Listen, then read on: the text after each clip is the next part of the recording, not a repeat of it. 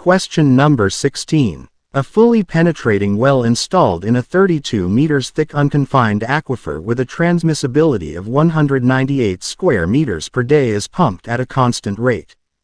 The drawdowns in the observation wells 8 meters and 22 meters from the pumped well were 1.42 meter and 0.44 meter, respectively. Calculate the steady-state pump discharge. Again, a fully penetrating well installed in a 32 meters thick unconfined aquifer with a transmissibility of 198 square meters per day is pumped at a constant rate. The drawdowns in the observation wells 8 meters and 22 meters from the pumped well were 1.42 meter and 0.44 meter, respectively.